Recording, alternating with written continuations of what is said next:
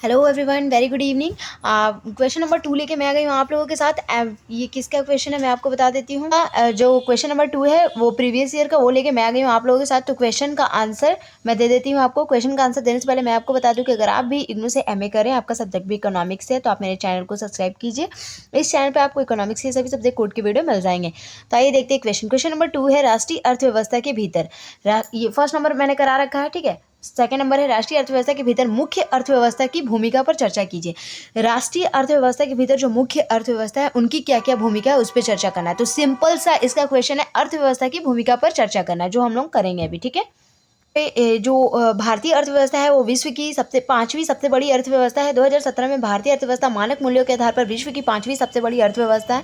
अप्रैल 2014 में जारी रिपोर्ट के अनुसार 2011 के विश्लेषण में विश्व बैंक ने क्रय शक्ति समानता परचेसिंग पावर पैरिटी के आधार पर भारत को विश्व की तीसरी सबसे बड़ी अर्थव्यवस्था घोषित कर दिया था। पहले किस किस शक्ति के आधार पर इसको सबसे बड़ी अर्थव्यवस्था, तीसरी सबसे बड़ी अर्थव्यवस्था के रूप में घोषित किया गया था? परचेसिंग पावर पैरिटी, क्रय शक्ति समानता, ठीक है। बैंक के इंटरनेशनल कंपैरिजन प्रोग्राम आईसीपी के 2011 राउंड में अमेरिका और चीन के बाद भारत को स्थान दिया गया था। 2005 में यह 10वें स्थान पर थी। अब देखिए यहाँ पे बोल रहा है कि 2011 में अमेरिका और चीन के बाद इसको तीसरे स्थान पे रखा गया था। अब परचेसिंग पावर पैरिटी क्या होता है मैं आपको बता दूं। इसका मतलब होता है कि आप जिस देश से जितनी चीज़ें आयात कर रहे हैं, ठीक बराबर मात्रा में निर्यात भी उसको उतनी चीज़ें कर रहे हैं। तो जब ये इक्वल चीज़ होती है ना, तो उसके हिसाब से इसको पावर मिला था तीसरे स्थान पर, ठीक है। अमेरिका पहला में था, दूसरा में चीन, तीसरा में भारत था। 2005 में ये 10वें स्थान पे थी। 2005 में देखो इसका रैंक कितना नीचे था, 10वें स्थान पे थी, लेकिन आगे बढ़ के 2011 में कहाँ आ गई? तीसरे स्थान पे आ गई। 2003 से 4 में भारत विश्व में 12वीं सबसे बड़ी अर्थव्यवस्था थी। संयुक्त राष्ट्र सांख्यिकी प्रभाग यूएनएसडी के राष्ट्रीय लेखों के प्रमुख समाहार डाटाबेस दिसंबर 2013 के आधार पर की गई देशों की रैंकिंग के अनुसार वर्तमान मूल्य पर सकल घरेलू उत्पाद के अनुसार भारत की रैंकिंग अभी 10 और प्रति व्यक्ति सकल आय के अनुसार भारत विश्व में 161वें स्थान पे है। बहुत पीछे है भारत। अभी भारत को और भी आगे आना है सकल घरेलू उत्पाद के अकॉर्डिंग, सकल आय के अकॉर्डिंग, ठीक है। सन 2003 में प्रति व्यक्ति आय, सन 2006 में प्रति व्यक्ति आय के लिहाजे से विश्व बैंक के अनुसार भारत का 143वां स्थान था, जो कि बहुत ही पीछे है। हाँ, तो हम लोग अब देखेंगे अर्थव्यवस्था की भूमिका। अर्थव्यवस्था की भूमिका में सबसे पहला बोला है कि विभिन्न क्षेत्रों का योगदान। विभिन्न क्षेत्र कितना कितना योगदान देते हैं। जैसे कि ये जो हमारी भारतीय अर्थव्यवस्था है ना, इसमें अलग अलग क्षेत्रों से, प्राथमिक क्षेत्र से कितना योगदान है, द्वितीय क्षेत्र से कितना योगदान है, तृतीय क्षेत्र से कितना योगदान है। क्या आपको पता है प्राथमिक क्षेत्र, द्वितीय क्षेत्र और तृतीय क्षेत्र किसे कहते हैं? प्राथमिक में जो भी रॉ मटेरियल आते हैं, कृषि से संबंधित कच्चा माल, ठीक है, जो पूरा जो निर्मित नहीं होते, सिर्फ रॉ मटेरियल कच्चे माल के रूप में होते हैं। द्वितीय क्षेत्र में इन्हीं कच्चे माल को लाके और इन कच्चे माल से जो वस्तुएं निर्मित की जाती है वो द्वितीय क्षेत्र में, जैसे कि उद्योग, खनन, विनिर्माण, ये सब द्वितीय क्षेत्र के अंतर्गत आता है। और जब द्वितीय क्षेत्र से निर्मित वस्तुएं तृतीय क्षेत्र में आती है, यहाँ पे जैसे सेवाएं प्रदान की जाती है उन वस्तुओं द्वारा, उसे तृतीय क्षेत्रों के अंतर्गत रखा जाता है, जैसे व्यापार, होटल, परिवहन, संचार, वित्त, बीमा आदि।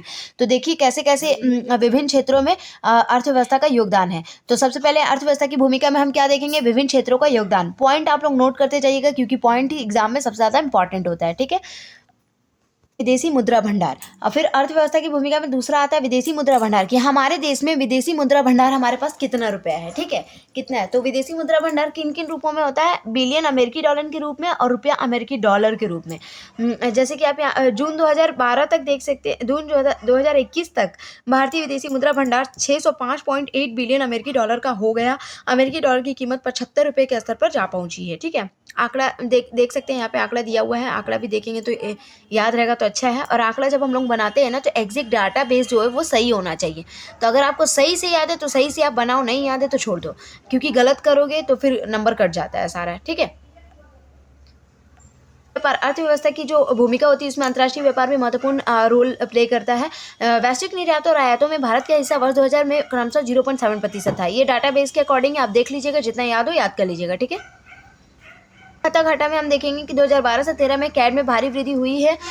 2011 से 12 में 78.2 बिलियन अमेरिकी डॉलर से कहीं अधिक 88.2 बिलियन अमेरिकी डॉलर के रिकॉर्ड पर स्तर पर जांच पहुंचा था। सरकार द्वारा शीघ्रतापूर्वक किए गए कई उपाय, जैसे कि सोने के आयात पर प्रतिबंध आदि के परिणामस्वरूप व्यापार घाटा 2012 से 13 में 10.5% से घटकर 2013 से 14 में सकल घरेलू उत्पाद का 7.9% रह गया था। फिर उसके बाद विदेशी ऋण देखेंगे।